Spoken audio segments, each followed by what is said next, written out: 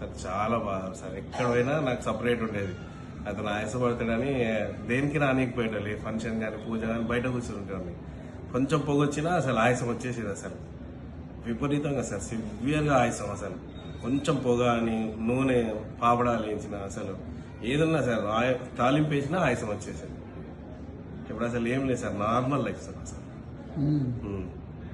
Really sir చాలా great sir. మేము అయ్యప్పని నొప్పుతాను, మీ ఇంట్లో అయ్యప్పని చూసుకుంటా సార్. మీరు దేవుడు దారి చూపిస్తాను. అంతేనా? దేవుడు దారి చూపించింది కదా అయ్యప్ప. Very good. ఇంట్లో ఎట్లా ఇబ్బందులు ఉండేవి కదా? చాలా ఇబ్బంది ఉన్నాయి సార్. ఏ వర్క్ చేయకపోయాడు. ఫ్యామిలీ లైఫ్ కానీ అన్నిటికీ ఇబ్బంది సార్. అసలు ఇప్పుడు హ్యాపీ, చాలా హ్యాపీ సార్.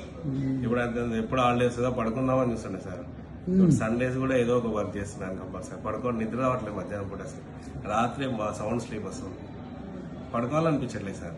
ఏదో ఒకటి అంతకుముందు సండే కానీ ఏదైనా హాలిడే వస్తే నెక్స్ట్ రోజు బ్రేక్ఫాస్ట్ చేసి మొత్తం డే అంతా పడుకునేటప్పుడు. ఇప్పుడు మంచి నైట్ స్లీప్ వచ్చేసరికి మార్నింగ్ అంతా వర్క్ చేస్తున్నాను.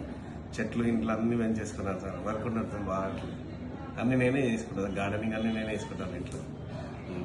అసలు వంగితే అసలు ఆయాసమే రావట్లేదు సార్. అంతకుముందు బాగా ఆయాసం పడటాను. ఎక్కువ పని కూర్చొని చేస్తాను. ఇప్పుడు బెండ్ అయ్యి చేస్తున్నాను సార్. వాళ్ళు చాలా బాగుంది. ఫ్రెండ్స్ ఏమంటారు?